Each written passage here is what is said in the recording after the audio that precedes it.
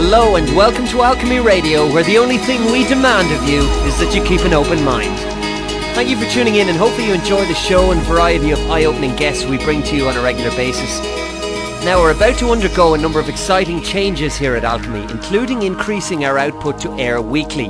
We're currently free, completely non-profit and available on demand from alchemyradio.net and iTunes, and our listenership is increasing every day. However, as the show rapidly increases in popularity, so do costs, and it's becoming more and more expensive to prepare, produce and host, so your help is needed. We rely on donations to keep the show in its current free and advertising-free format, and are extremely grateful indeed for any help you can offer. We put no fixed cost on your donations, and every little helps. So, for example, if you could spare even the price of a cup of coffee every month, this will go a long, long way towards keeping us afloat. Our PayPal donate button is on the website, and your support and assistance is hugely appreciated. Also, check out our new Twitter account. It's twitter.com/Alchemy Radio. Get following and interacting with us with all your feedback, guest suggestions and other input. We'd love to hear from you there. So, on to the show. This week's guest is British author and speaker David Icke. He's been on the show before. He's written over 20 books and travelled to over 55 countries. His books reveal how a hidden hand guides world-changing events like the attacks of 9/11, world wars and the current strife in the Middle East. As part of a mass mind manipulation technique he has dubbed problem reaction solution. While being controversial and often heavily attacked, David has continued with his unremitting investigation into previously taboo subject areas. David, you're very welcome back to Alchemy Radio, a year to the day by complete coincidence since we last spoke on the show. How are you? I'm good, mate, actually. Yeah, good. Synchronicity, that's what it is. Well, Amazing. That's what it's all about, really. You've been extremely busy in the last year. Obviously, Wembley was a huge success for you. Tell us a little bit about that first and what the post-Wembley fallout was like. Well, it was, what's happening in the last few years and happening in the last few months and the last few weeks, quickening, is you're getting these points on the journey that are significant steps forward. And to get 6,000 people listening to this information at the Wembley Arena for 10 hours was extraordinary, really, when you look at it from that perspective. But the information is so powerful when it's put together that it holds your attention, because of course it's not just about one subject. It's about multiple subjects, multiple pieces in the puzzle being explained and then put into their context with the other pieces. So that's why it takes so long, and that's why the information is so riveting. And so that was a major step, a major moment on the journey, which was like a confirmation of how the interest in this information is expanding. And what you call the fallout was that everything increased after that, whether it was the website or books or whatever, everything increased, and the interest in the work increased. But there are only stages on the journey. The journey needs to keep going on and need to get ever more effective and more expansive. And so when I had an experience with a mainstream journalist in the earlier part of this year, about late April, May, I realized that there was no point in trying to get information to the greater public through mainstream journalism. It's a waste of space. It was just they're going through the motions when it comes to journalism. And the system is a programming machine. So it starts with the education system. That is not there to inform young people. It is there to program them with a sense of perception for the rest of their lives. And so out of that system come people that go on to be doctors, and so they become doctors from the perspective that the education system has already programmed them to see the world. They become scientists, same, and they become journalists, overwhelmingly, with honorable exceptions, same. By the time they enter that profession, they've been through the education system, usually to some level into university and what have you.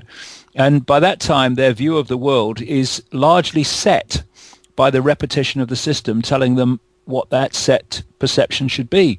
And so when you are talking to a mainstream journalist in that mode, which most of them are, you might as well be talking to a wall, because they're simply not computing what you're saying, because their sense of reality is so different to yours. Yeah. So it's very difficult to have any communication. And of course, people like to believe that, you know, what they believe is true and what they've got it right, when we're all on a journey of constantly expanding our understanding of what is. And at no point have anyone got it in totality.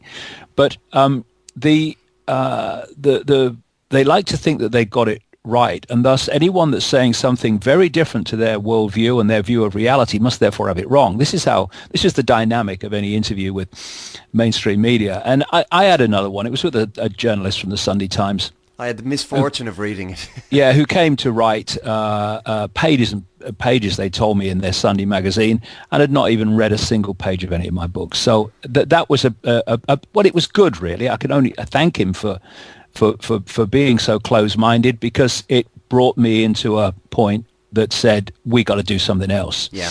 And at the same time, I came across something else that came up around the same time, which started me thinking, well, why don't we bypass the mainstream media and go direct to the public through some kind of broadcasting operation? And so the People's Voice was born, and we have been working, particularly Sean, my partner in this, who's the head producer, and people are working with him, like Deanna, who's over from Australia, doing the logistics and the organisation and stuff. The workload has been fantastic, but we have got to a point now where we're still on course to go on air with this in November, and it's a global internet, TV and radio station, which is has the vision of communicating this information from all around the world 24 hours a day. Whether we'll manage that on day one, we'll see, but something significant will happen on day one,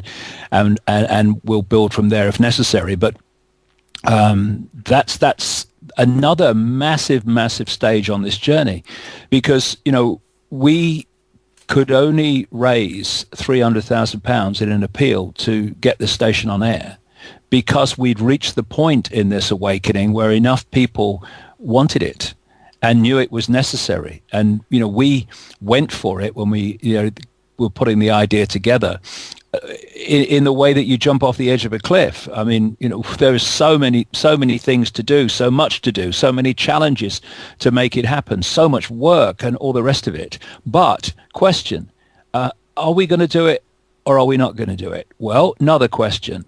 Is it necessary? Well, yes. Well, the question's no longer, are we going to do it or not going to do it then? The question is, how are we going to do it? And so we're pushing on and meeting the challenges, and we will be going to air in November, and I expect it to build and build and build until it is a global phenomenon, because we are going uncensored apart from the laws of libel. Yep. And we are seeking to give people direct access to information, not through the mainstream media censors or what have you, and also giving people direct connection to people through the station. So that's a massive step forward. We're going to launch a new website as well in a few days, next week probably, which is again dropped into this same period, which is added to the work, but it's necessary. We're going to launch another Wembley Arena event in September, which is going to be in October 2014. And I've got a massive book out, The Perception Deception, in late October, early November. It's at the printers now, which is nearly 1,000 pages with nearly 1,000 images and a life's work put together.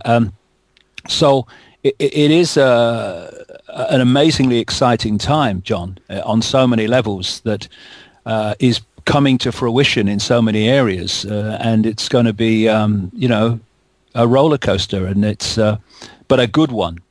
Well, absolutely. Not like it has in the past when you've been, you know, trying to get anyone to listen. They wouldn't want to know. Now it's coping with the interest. And you say it's extremely exciting, which it is. It's also possibly the most pertinent time that it could possibly take place at, because look at the world around us. We all know what's happening, or most people know what's happening who would be certainly listening to this show anyway. And there is a huge sense of frustration with a lot of people because they don't seem to have an outlet, and they're bombarded daily by, be it mainstream media or friends or family or whatever it might be.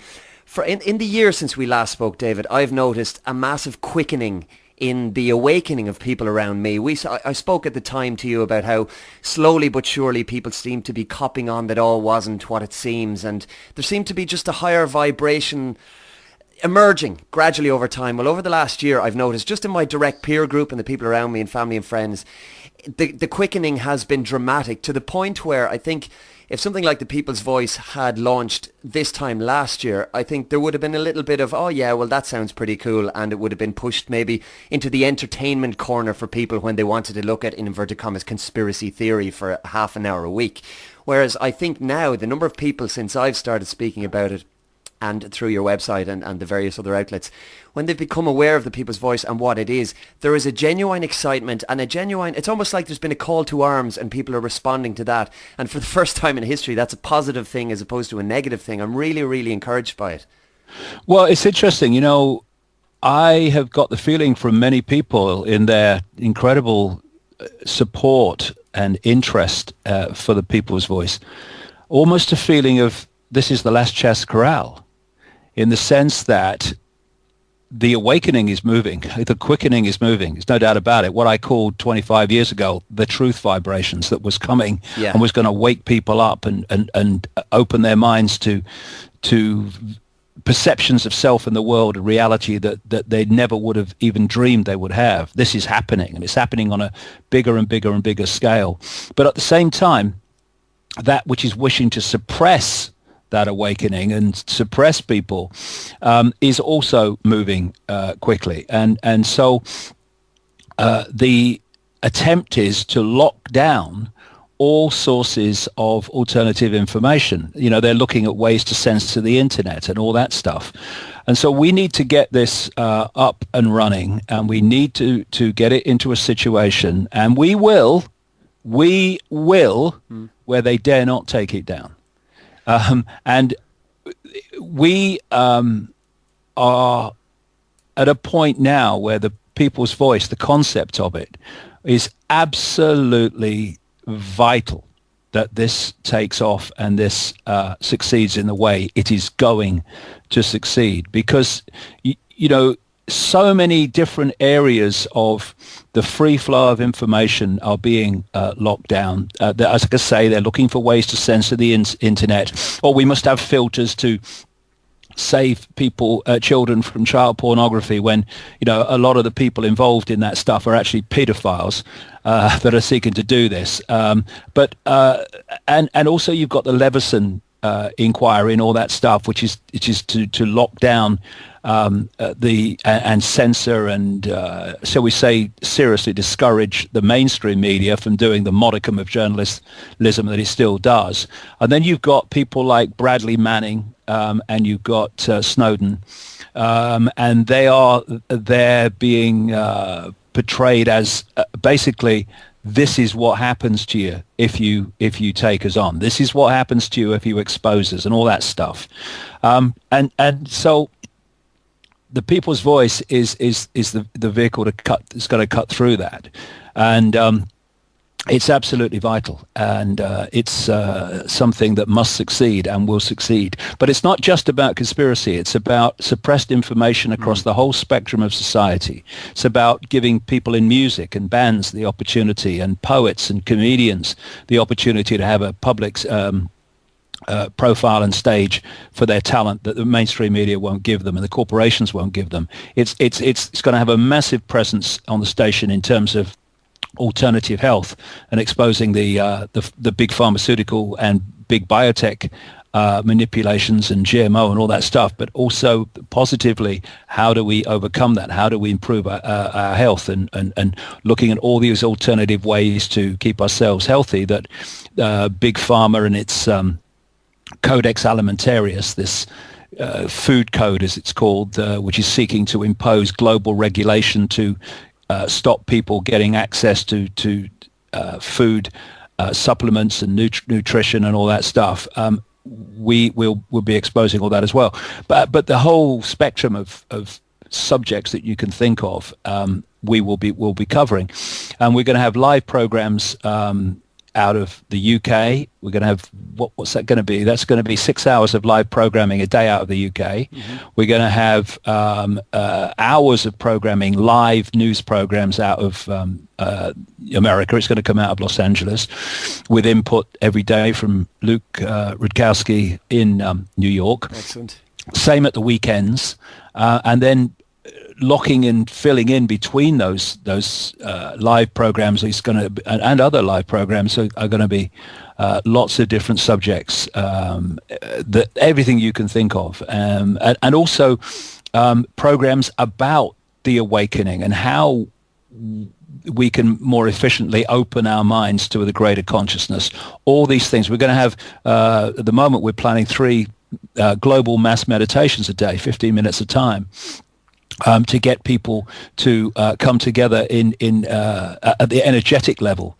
And of course you do that, and the total is massively more powerful than the parts individually. So all these things are what we're planning, and like I say, it's a massive job of work, but my goodness me, what satisfaction. And of course it's a non-profit making operation. Every penny that comes in goes into the station. And as you say, it is a massive undertaking, but it's a powerful undertaking as well. And what it's doing, to my mind, is harnessing the power of people and the vibrational, and you mentioned it there, the energetic power of people, for the first time in a positive way. We're so used to negative energies being harnessed by the powers that be. And this is really flipping it on its head. And I think, I have to say, the name is very clever, The People's Voice, because you touched on internet suppression there and censorship and stuff. I mean, it's going to be very difficult to censor something that's called the people's voice, and if people get it into their heads that this is their voice, they're not going to be too pleased about that being silenced or potentially silenced. Honestly, John, I can see the headline, government seeks to censor the people's voice. I mean, the power of that statement in the consciousness of people. Funnily enough, I was sitting in this very chair when I was getting the idea for this.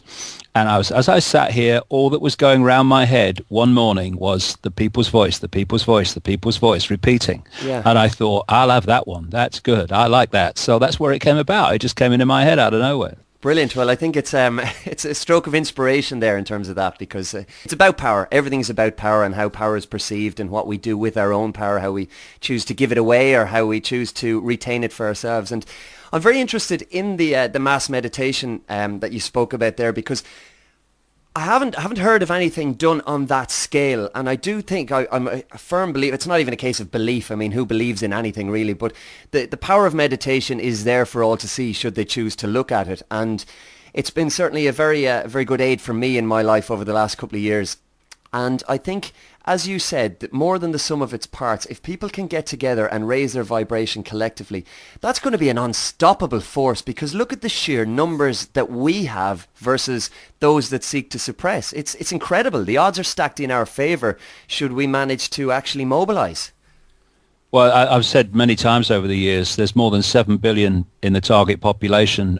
Compared with that, there's a relative handful in full knowledge of what they're doing. I think I see a way out of this. But it's the divide and rule of the target population that allows the few to manipulate the many. They set the target population at war with itself. I mean, it's classically happening in Syria at the moment. It's happened in Libya. There's all manipulation of divide and rule, which then allows the problem to be given a solution of send the boys into, a pepper bomb the population of the country and take it over.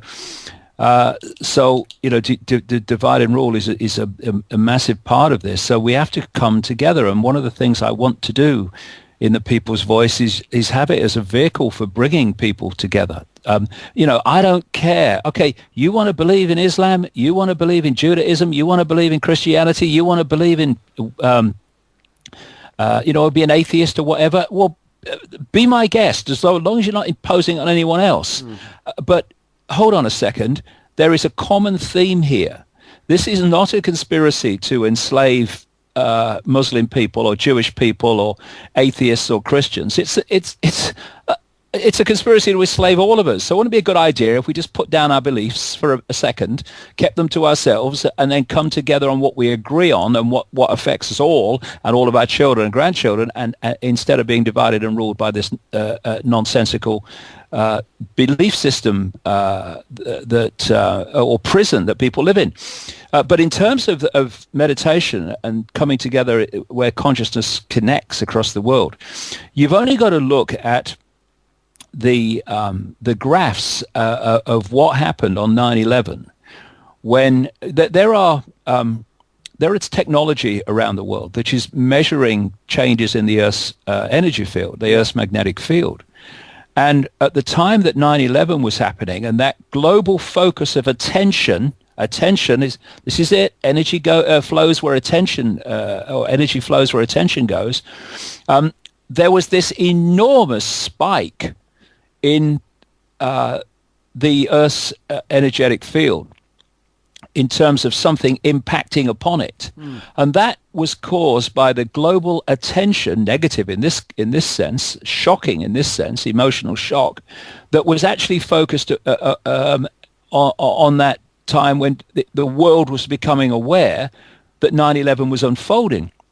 Now, if you take the focus of attention of a mass global meditation, and we'll build it as the numbers build, the numbers will build and build and build and build as we go along, then we're going to be in a situation where we're going to be impacting upon the energy field, the energy sea in which we're all interacting, because this is so vital to understand, to get deep in the rabbit hole, to see where this and how this conspiracy operates. Because the world that we're experiencing, it seems to be solid, but it's not. It's just a holographic illusion. And if you look at holograms, the holograms you buy in the shops, how they're made is you have a waveform information field which carries the information, and the laser is fired at that information field, and from that, through that laser, this apparently three-dimensional form, whatever has been photographed, appears. And the best of them can look as solid as you and me, but it's just a projection. Now, the hologram itself that you're looking at is only an expression of the base state of that form, and that's the waveform information construct. Now, it's the same with this reality. We are looking at the holographic projection, but this is being projected from are information fields and energetic fields. On one level, electromagnetic fields. And therefore, what the conspiracy is doing at the deepest level is manipulating that waveform level of this reality. So then it must project into what we perceive as the physical world, actually the holographic world, as changes in society, attitudes, emotional states, whatever. And so if we're going to get to the cause rather than the symptom, then we have to connect into that energetic field and change it with a different perception, with a different energetic state. And, alternative health talks about mainstream medicine quite rightly, and it says mainstream medicine only deals with the symptom, not the cause. Yeah. But when you're trying to find answers to the world in the holographic realm, in the five sense realm, well, that's like a doctor giving you a pill for a headache to take the pain away briefly, but the cause of the headache still remains the same, and so the headache will return. And so when we run around, it's like, we've got to stockpile weapons, we've got to do this, no, because that's trying to change the hologram within the hologram, and the hologram's just a projection, and thus you cannot change the hologram at the level of the hologram. You've got to change it at the information field level from which the hologram is projected. And through mass meditation, we can tune into those energetic levels through the collective power of mass consciousness and put a different energy, a different perception, a different information source into that field and make it accessible to everybody who wants to tune into it. Because we're having a chat now on a particular station, on a particular communication medium. Yeah. But what is happening is, as I'm talking, my vocal cords are vibrating an information field which represents what I'm saying. Same with you. Same with everybody that talks about this stuff all over the world now on these different outlets. And that, when it's broadcast through the internet or in whatever form it's broadcast, that broadcast is impacting that information upon the collective field and has the potential, therefore, to influence people and awaken them to concepts and things that they've never thought about before, who've not even heard the program. Because this energy sea that we live in is actually the stadium in which this whole thing is played out. And one of the ways that they're manipulating this field for the, shall we say, not the benefit of humanity, is by bombarding it and flooding it with radiation. So when you... In this new book, The Perception Deception, I go into this in great detail. Oh, my goodness, it's nearly 1,000 pages. I go into almost everything in great detail. But in this particular area, and when you see the figures for the increase in radiation in our energetic environment in the last 50 years, it is absolutely staggering from all these various technological sources. And as one scientist said, we are taking part in an experiment in human existence, basically, without knowing what the outcome is, because we have never experienced this level of radiation in the environment before. And then you look at Fukushima, something I've been saying since pretty much it exploded, that actually that was not an accident, but by design, and it has flooded both the ocean and the Earth's energetic field atmosphere with unprecedented, in our known human history anyway, unprecedented levels of radiation that is still going on to this day. And, websites like mine, I've been bashing out for all this period since Fukushima happened. This is it's fundamentally serious, and this radiation is not lessening, it's actually increasing. This week, in the last 10 days, at last, even the mainstream media has had to acknowledge that actually the radiation coming out from Fukushima all this time later is massive and potentially catastrophic. So, and when I met a lady in the 1990s, about 1993, a lady called Kitty Little. She was an Oxford Don. She was quite elderly at the time. Yeah. But she was a researcher into British intelligence and its manipulations and what have you, as well as being very closely connected to Oxford University. And in her academic career, etc., she had worked at a high level in the government's nuclear organizations like Harwell and places like that.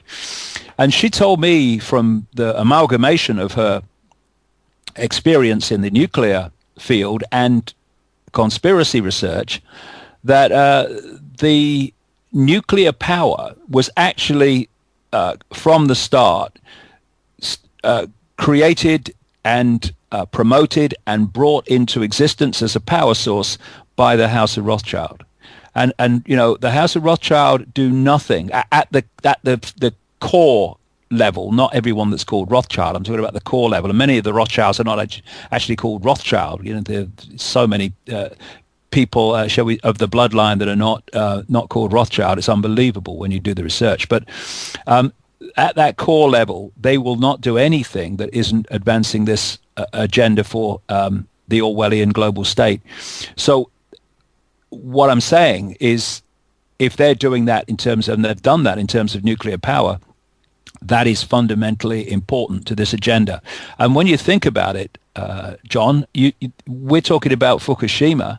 How many Fukushimas are there all over the world? Yeah. How many are there in our countries? How many are there in America? And what have you? And every one is a potential Fukushima. So, you know, this manipulation of the human energy field is very, very, very crucial to understanding what's going on. And when, you know, I've talked over the years that the goal on one level, fundamental goal on one level, is to pull people into low vibrational emotional states like fear and worry and depression and anxiety and anger and conflict. Well, that's also an energy which is pouring into this collective field. And when you're filling this collective field with low vibrational emotional energy, a density, when people say, oh, I feel so heavy today, you know, yes, because your energy field is vibrating slowly, comparatively slowly, thus you feel heavy.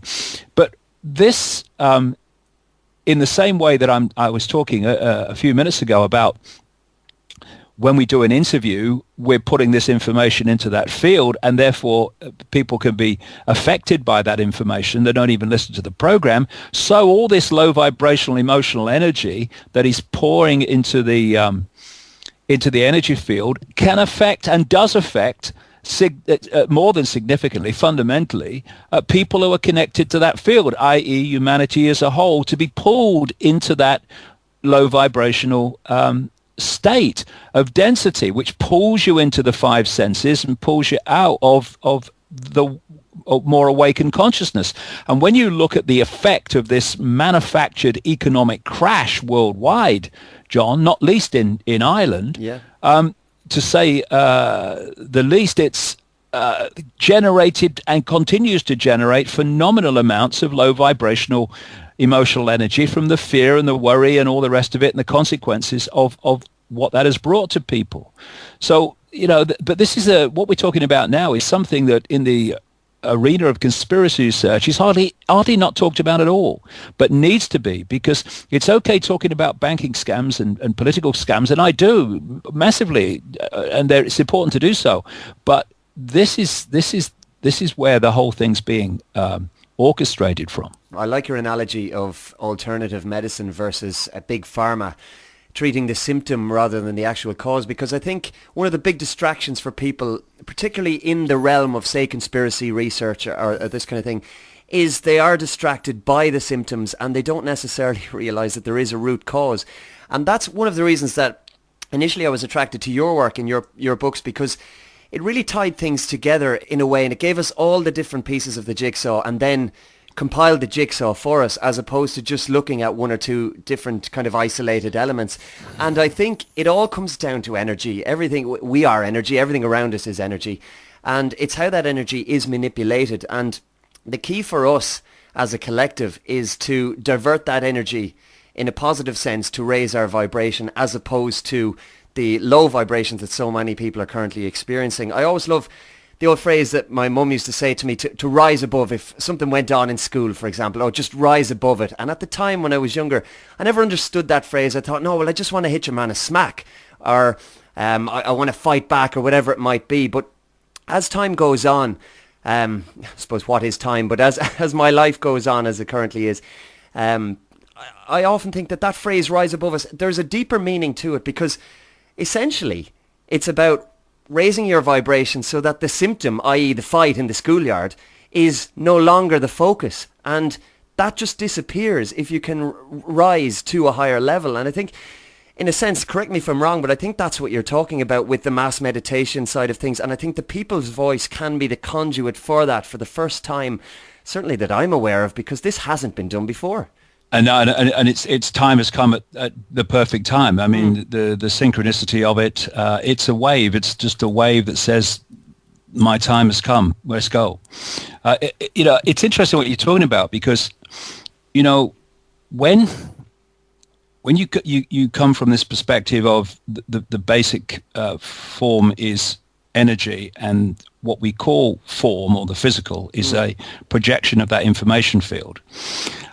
It means, if you're talking about frequency and vibration, it means that if you vibrationally are not touchable within the energetic field by that which is seeking to manipulate you. In other words, it's on a low vibration and you're on a higher vibration. Yeah. When those states are projected into the holographic form, i.e. the world that we're experiencing, they can't touch you here either. People have said to me, why are you still alive? Why haven't they killed you? And it's not arrogance, and it's not, fantasy, I tell you. And I've said all through these years the same answer: because they can't. And it's the same with all of us. This is not me, Buddha, sitting cross-legged on the mountain. I'm above everybody. No, of course not. But it's like anyone can get into a state of awareness which is of a higher vibration than that which is seeking to control us and manipulate us. And if they can't touch you in the energetic realm, they can't touch you in the holographic realm, because one is just a projection of the other. Yeah.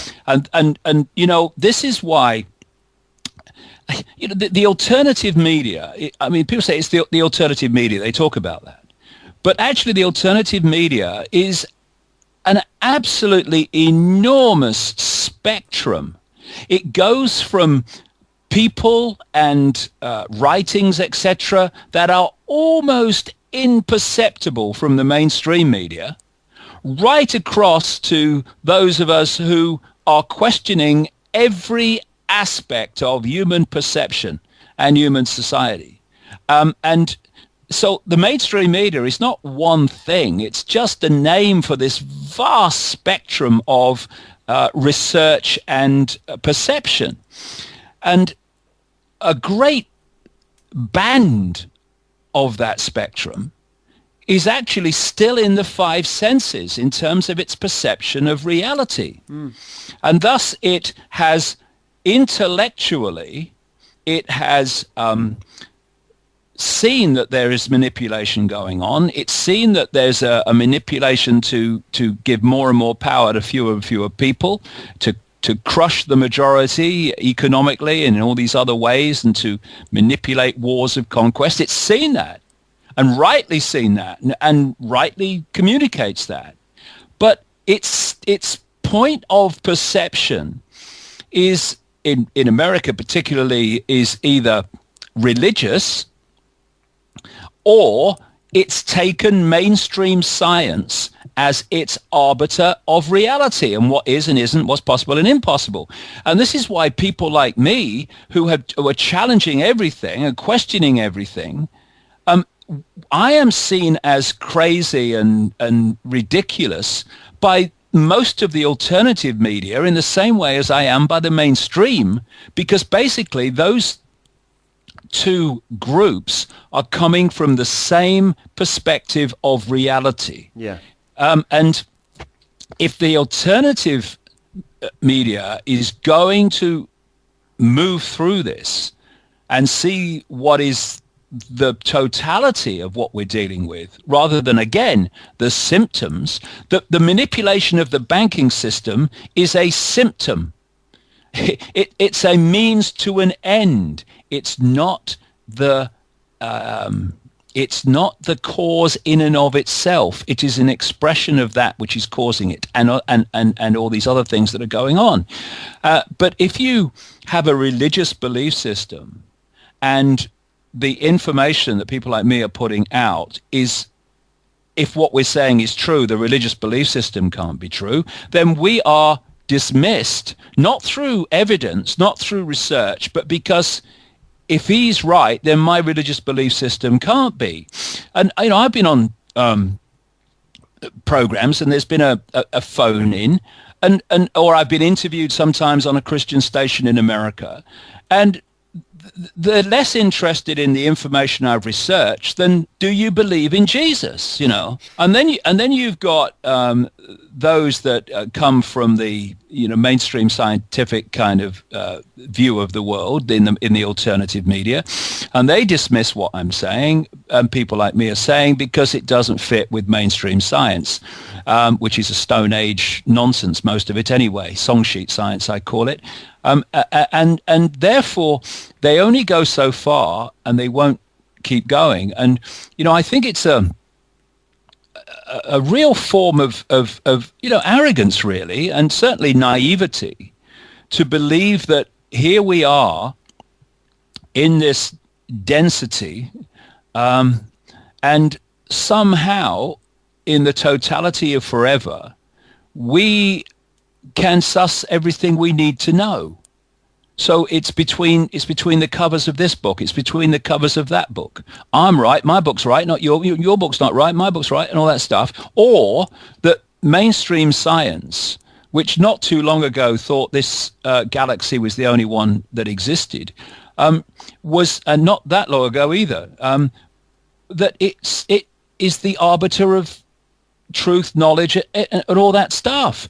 I mean, the Greek philosopher Socrates is supposed to have said, wisdom is knowing how little we know. That's a wonderful phrase, whether he said it or not. Yeah. Wisdom is knowing how little we know. Once you come from that perspective, your mind is constantly open to all possibility. Not to believe everything just because it's told to you or you come across it. No, but you don't dismiss it by reflex action just because it's different to what mainstream society and your upbringing has told you, or the professor has told you is the truth or is possible. And what I think needs to happen, and I do go into this in the perception deception because I think it's important, the alternative arena that is seeking to uncover what is going on and do something about it really does need to take the chill pill and open its mind to all possibility and not dismiss it by reflex action. Because what is happening, it's funny how these things work. What is happening, and has happened for some considerable time now, is that great swathes, and increasingly great swathes of the public, have actually gone beyond the mainstream media. They know more about the world than the mainstream media because of the other sources of information that they've had access to. So this journalist who's been to Oxford University and, he's the BBC something bloody correspondent, he's speaking from his point of view of intellectual, yes, he's the BBC. And people watching it in increasingly large numbers are going, he's talking bollocks. Yeah, exactly. Right? Yeah. And they know he is. And where I'm going with this is what I'm seeing, John, is that as this awakening goes on and on and on, and of course, you don't awaken, you begin the process of awakening, and you awaken and you awaken and you awaken and awaken, and you expand and expand and expand your level of awareness. So it's a journey, and how quickly you expand is simply a choice of how much you're going to let the program go or not. But what I'm seeing is, as this is happening, increasingly great swathes of the alternative media is going through the same process where more and more people are going beyond where it's at. Yeah, I've seen it too. And it's almost now, and this is what the People's Voice, my goodness me, is all about, is making this a people driven awakening. by getting information directly to the public, and not only that, but being at peace with allowing all views of possibility to be communicated without people doing it thinking or fearing they have to be defensive. Because I know from long experience in the mainstream media, when you go onto a program in the mainstream to talk about the things that I do, immediately, you know, the guy, the way you're handling this interview is absolutely the opposite of what you get in the mainstream media. By now, I would have been interrupted loads and loads of times because the interviewer thinks that the program is about him and not about giving the public information, the viewer information, the listener information for which they make their own mind up. Yes, he should ask questions that he thinks the public would want to ask, absolutely, but at least give the person a chance to speak. And what tends to happen is you go on and suddenly you're almost in a war, and you go into a point where it's demanded that you defend your position, not like explain your position, but defend it. They ask you a question, you get halfway through the first sentence, and bang, they're in. And if you're not confident in yourself, then you can get your confidence slaughtered in a situation like that. So what the People's Voice is going to be about is allowing people to come on, whether they're members of the public communicating directly to the station, or whether they are people that come on, again, members of the public, we all are, who have researched certain subjects that seem on one level far out to mainstream, and they're going to be allowed to speak. They're going to be allowed to explain themselves. It doesn't mean that People's Voice programs are going to say, well, we're not going to question you and see if what you're saying stands up. Absolutely, but it will be intelligent questioning, respectful. It will not be ridicule and seeking to build the image of the interviewer rather than respect the right of the interviewee to speak their truth. So it's going to be a very different environment for people to have the ability to speak, rather than anything that they've had in the mainstream.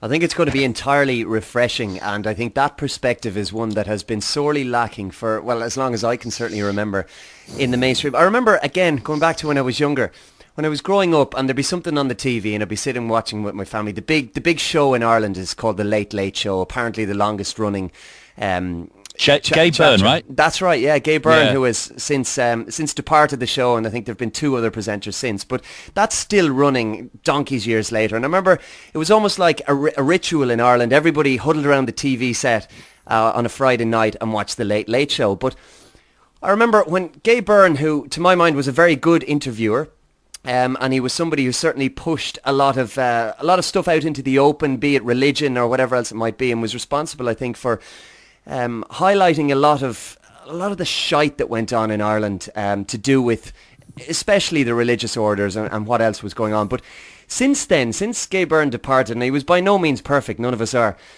it's amazing. I remember observing how the cult of celebrity took over with regard to who filled his shoes. And it's the same with any show that exists pretty much in the mainstream. It's all about who's going to be the next host and what can they bring to the table. It's not about what guests can be brought to the table and can be constructively interviewed. It's about the cult of personality of the host, and it's completely wrong. And as somebody who's a lot of experience in radio myself, both through music broadcasting and now through Alchemy Radio, it wouldn't sit well with me. There would be no point in you coming on to chat to me and not getting to chat, or having to consistently argue or defend your point, because I think the interviewer's job is never to attack. Yes, you can critique or discuss, but that's a completely different thing to attacking. And it's almost like the default position for so many in the mainstream media is to attack, unless they have a nice cushy number with an interviewee who is, I suppose, of the same mindset or paradigm as them. And that's going to be completely different with the People's Voice. And that's so exciting for me as somebody who's going to be a part of it. I'm really encouraged by it. I think it's going to be so refreshing. It's great to have you part of it. But, I mean, I very rarely, but sometimes flick through the television channels, and I come across something called the Jeremy Kyle Show. Oh, don't get me started. Right. Well, that is absolutely an extreme example of how the show is about the bloke and not about the people on the program. It's just a vehicle for him, from what I've seen of it here and there, and it's basically exploitation of people, and this is where it's gone. I mean, you try having a rational conversation with Jeremy Kyle in Jeremy Kyle show mode, and you'll get half a sentence out and he'll be in, because it's all about him. And this is the way it's gone. And we all know, we've had experiences of people who we might be in a pub or something, and we start up a conversation with someone, and they suddenly start to tell you stories about their lives and about their experiences, and they're absolutely riveting. And all those people are out there, and they've got such a contribution to make with their experience, with their knowledge, with their experiences. And yet they never get a vehicle to do that. Well, that's what I want the people's voice to be.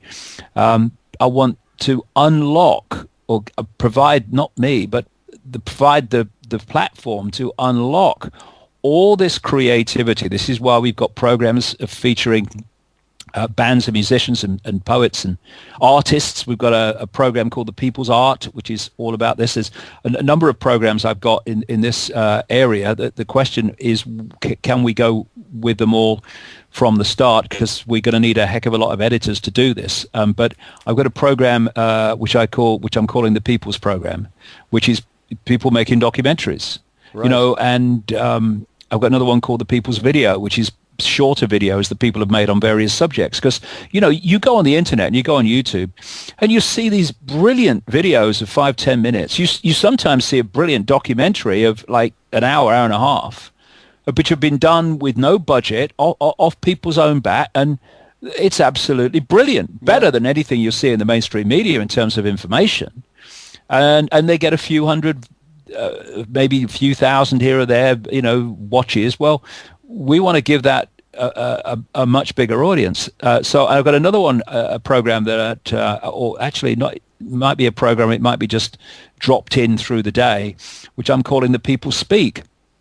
And that is giving people the opportunity, in their own home or wherever they want to do it, just to speak to a camera for, up to 5 minutes and just say what they like. Brilliant. Talk about their life, talk about their problems, talk about problems they've had and how they overcome them, talk about their opinion of what's going on in the world.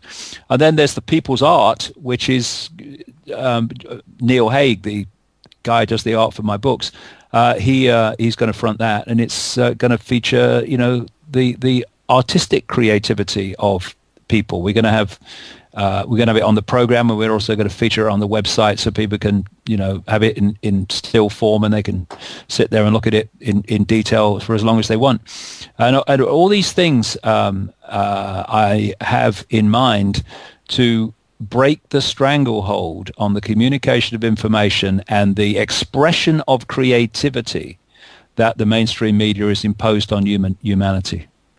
And it has been a complete imposition, and the sad fact of it up to now is that people have they've decided to run with it. I mean, virtual reality, as you speak about a lot, that's essentially what so many people have been living, but we can transcend that. And it's just great that there's going to be a vehicle, and I mean, I keep harping on about this, but a vehicle for something completely different that can totally bypass the nonsense and the shite that we have been force-fed for so long. And I think it removes the excuse for a lot of people as well. And because we all make excuses from time to time about various things, but I've noticed, not so much now, but certainly over the last couple of years, a lot of people would make excuses and they'd say, look, well, I'm bogged down with daily life. I don't have time to go to the library, or I don't have time to go and research A, B, C, and D on the internet. Right. And it's the red pill versus the blue pill matrix analogy. People won't really have any excuse because so many of us spend half our time plonked in front of a computer or a TV or whatever it is anyway. So if this information suddenly is plonked in front of people who are doing that, you've very little excuse for not being aware anymore. Well, actually, one of the great things, just a quick aside, is that the technology has reached the point now where this may be an internet station, but you can watch it in your front room on your television. Yeah. And we want to keep it on the internet for a simple reason. Well, two simple reasons. One, getting it onto satellite or something like that, cable is so unbelievably expensive. But the other thing is, once you start to get involved in those mainstream things, you come under Ofcom and the regulators that are dictating what you can and cannot say. So we don't want to go there. But because of the technological situation, people can sit in their front rooms and watch the People's Voice now on their televisions. But information, that's the key, because this is not going to be a station in which people are going to sit there saying, you must believe this and all that stuff. It's going to be a vehicle for communicating information. The star of the People's Voice, well, there's two stars, the public, and two, and I think the key one, because everything comes from this, is information. It's not, you don't have to say to people, you must believe this, you must believe that, you must believe me when I say this is how it is. All you've got to do is to have the free flow of information. Take the censorship away, so all information is available to people, and the information of itself is the power that gets people to look at the world in a different way, because it makes so much sense to them.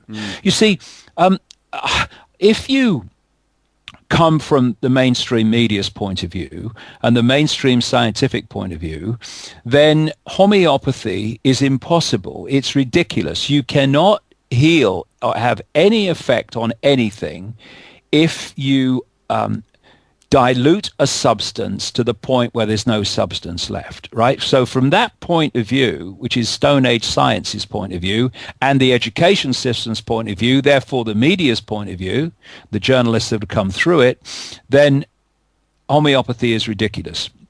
We've got a lady who's the kind of the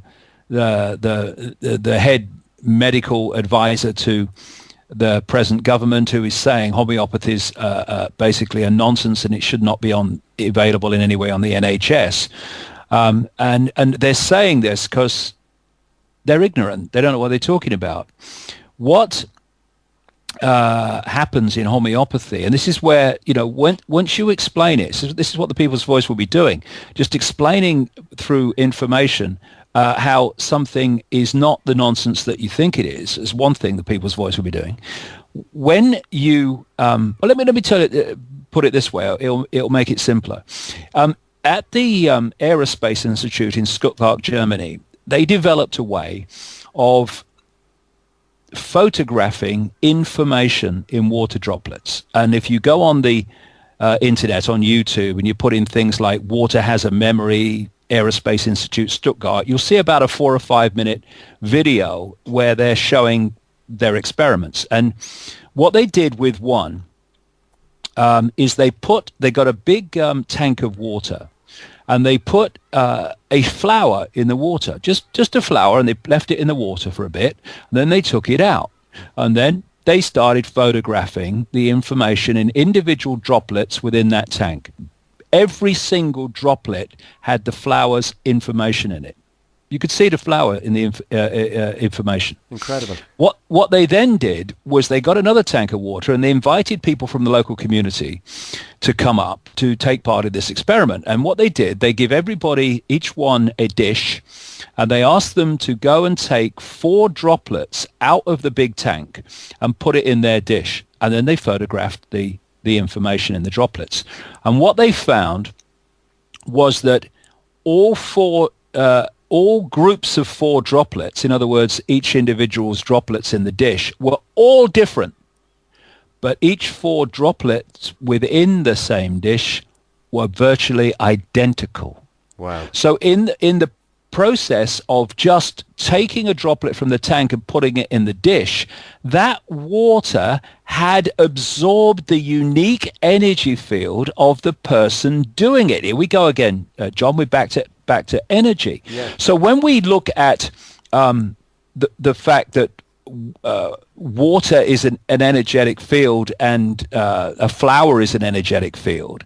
On the level of the energetic field, the field of one merges and is absorbed by the field of the other. Again, we see the water droplet and we see the flower, but they're just the holographic projections of information. It's at that information level that they merge. And thus, in homeopathy, when they put the substance in the water, as they dilute it and dilute it and dilute it until there's apparently no substance left, what's left in that water is the information from the substance, which affects the information field of the human body being treated, and it's at the energetic information level that homeopathy interacts with the body. Now, because, staggering as it may seem to any even slight level of awakened people, that even now mainstream medicine does not acknowledge the energetic nature of the body,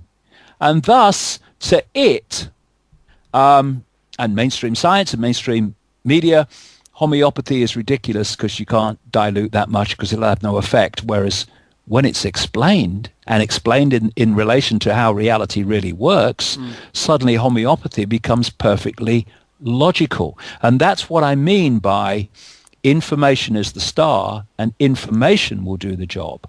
All we have to do is communicate it credibly and accurately.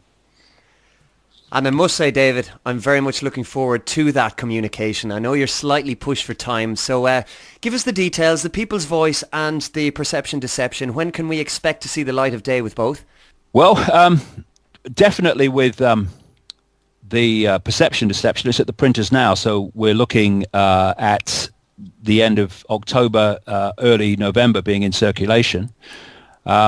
And the People's Voice, of course, we're still working and we're still overcoming challenges and we're still seeing what this is, but we are still on course to go on air. We're planning on November the 18th.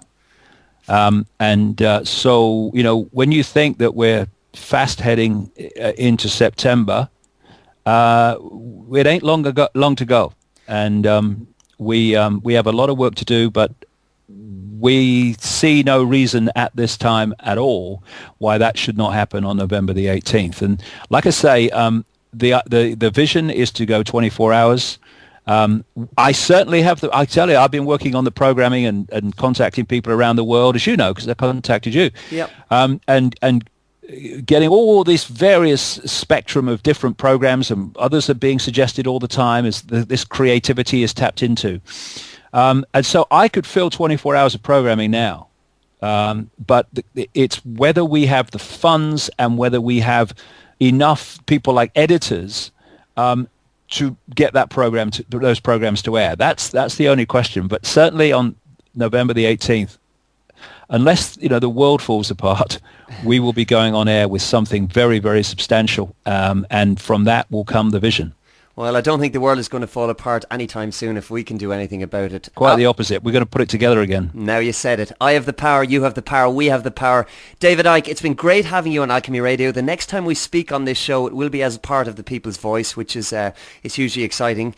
And thank you for joining me. Enjoy the challenges that lie ahead over the next few months. And of course, davidicke.com is the website for those who want to check out more information. Have you a final message for the listeners of Alchemy Radio, David? Well, I would just say this, when I started out, not being able to fill a phone box with people interested in this stuff, that's a challenge. And, when I see people, when I go out or go down the store or whatever, and I see people looking after people in wheelchairs in terrible states where everything has to be done for them 24/7, and there's the people, the carers are there, and they're there 24/7, day after day, looking after these people because with little help from the state. That's pressure. That's a challenge. No matter how challenging what I'm doing and what we're doing becomes, it ain't as challenging as that. And even in the level of the subject that I work in and what I'm doing, nothing will be a greater challenge than being ridiculed wherever you go, and people not wanting to know what anything you're saying, basically, or the vast majority not wanting to know. Compare that with the challenge of coping with the interest and making something happen on this wave of support and interest. That's a piece of cake compared with what used to happen. So yes, there are challenges, but nothing like they used to be. Watch this space, as they say. David, thanks a million. We'll speak again very soon. Cheers. Alchemy Radio. Alchemy Radio. Analyze. Alchemy Radio. Conceive. Alchemy Radio. Believe. Are you tuned in?